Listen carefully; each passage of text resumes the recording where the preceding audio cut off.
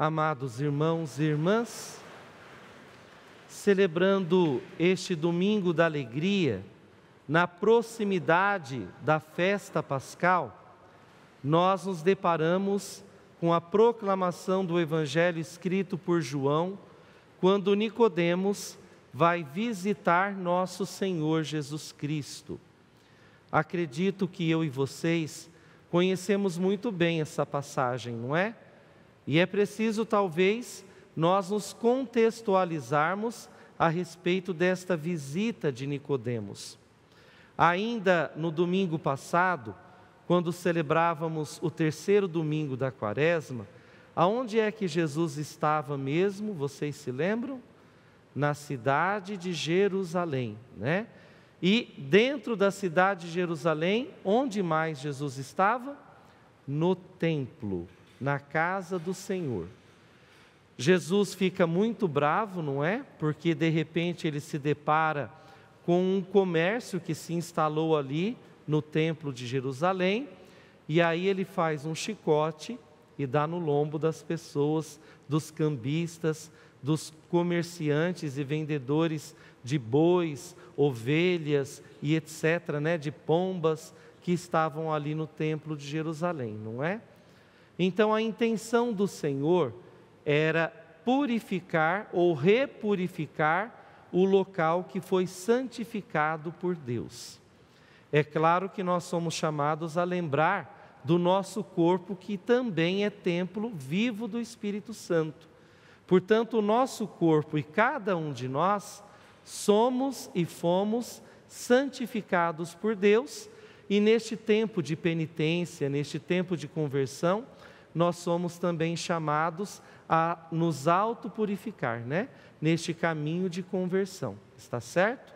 Bom, Jesus também fazia muitos milagres, ele realizava muitos sinais, e aqui eu quero recordar-lhes que o Evangelho de João é o Evangelho dos sinais, e aí ele acabou ganhando fama, né? Se ele realizava muitos milagres e sinais, muitas pessoas ficavam sabendo disso. E muito provavelmente Nicodemos era uma dessas pessoas. Ele ficava sabendo que Jesus fazia milagres e aí ele foi visitá-lo para conhecê-lo mais de perto, né? Bom, se nós olharmos na Bíblia e lermos um pouquinho antes do Evangelho de João, capítulo 3, dos versículos 14 a 21, vamos perceber que Nicodemos visita Jesus em que período do dia? À noite. E aqui Jesus fala sobre as pessoas que pertencem à luz e as pessoas que pertencem às trevas, não é? E Nicodemos foi até Jesus no período da noite. O que significa isso?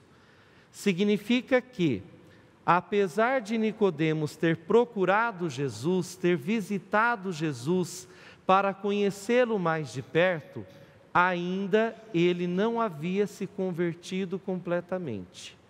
Ele ainda era uma pessoa que agia nas trevas e não sob a luz.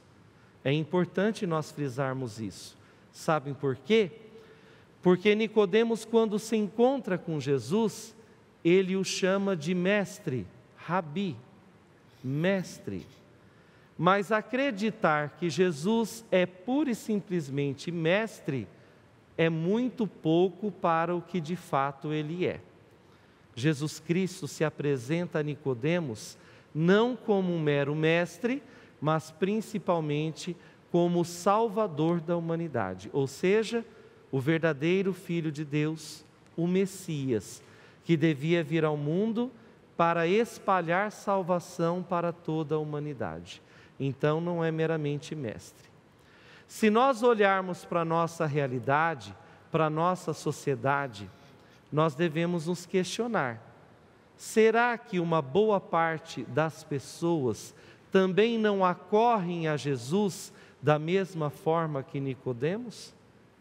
Apenas pela sua fama, pela sua capacidade de operar milagres e considerá-lo simplesmente como mestre e não como Senhor e como Salvador de toda a humanidade? Será que nós não somos outros Nicodemos em pleno século 21? Que acorremos às igrejas em busca de Jesus Cristo, nos aproximando sim de nosso Senhor, mas não como nosso Salvador, e sim apenas como mestre? Nós devemos dar passos largos de desenvolvimento da nossa fé. Aqui eu quero lembrar que tanto no Evangelho de João, quanto na segunda leitura, quando São Paulo escreve aos Efésios, através do que nós somos salvos? Através da nossa fé. Portanto, o grande chamado para este quarto domingo da Quaresma, para mim e para vocês, é que amadureçamos a nossa fé, que possamos desenvolver a nossa fé, crescer na fé, crer no Senhor, não apenas saber que Ele é o Mestre, mas crer que Ele é o nosso verdadeiro Salvador. Olha só o que o segundo livro de Crônicas nos fala na primeira leitura.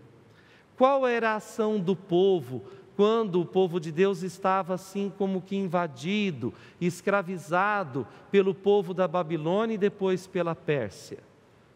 Eles estavam profanando o lugar sagrado de Deus, que era o templo de Jerusalém. Portanto, também se autoprofanando, cometendo atrocidades. Vamos olhar para a nossa sociedade. As pessoas de fato acreditam em Deus a tal ponto de honrá-lo, sabendo que Ele reside de uma forma viva em nós? As pessoas sabem quais são os mandamentos que levam à vontade de Deus para as nossas vidas? A gente acaba por observar que não. E como não sabem qual é a vontade de Deus para nós, muitas vezes não há pratica. Eu me recordo que no domingo passado, na primeira leitura, Deus nos falava sobre, através até de Moisés, sobre os 10 mandamentos, E os 10 mandamentos expressam para nós nada mais, nada menos que a vontade do Senhor. E essa vontade do Senhor é sintetizada por Jesus no Novo Testamento com o mandamento do amor. Então, o caminho de conversão é a prática do amor fraterno, sobre o que a campanha da fraternidade deste ano nos fala, não é? Fraternidade e amizade social, que nos amemos uns aos outros. Nós, de uma forma bastante prática e clara, só conseguimos crescer na fé para acreditar mais profundamente em nosso Senhor Jesus Cristo através da prática do amor. Por fim, onde é que nós encontramos na liturgia da palavra a grande motivação deste domingo da alegria, ou seja, a centralidade da alegria em nossa fé, em nosso Senhor Jesus Cristo? Justamente naquilo que está escrito no versículo 16 do capítulo 3 de João. Pois Deus amou tanto o mundo que deu o seu Filho unigênito, para que não morra todo o que nele crê, mas tenha a vida eterna. Nossa alegria, ela é sustentada em nós sabermos que somos alvo do amor de Deus.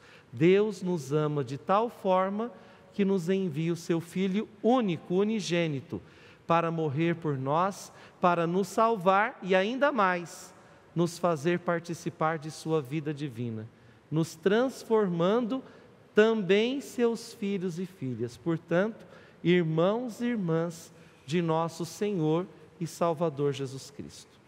É um grande privilégio, por isso devemos nos alegrar. Mas a cada bônus tem um ônus. E este privilégio nos impõe uma grande responsabilidade de espalharmos para as pessoas esta grande verdade, esta grande luz que nos ilumina para a salvação, para morarmos com Deus no reino dos céus. Louvado seja nosso Senhor Jesus Cristo. Para sempre seja louvado.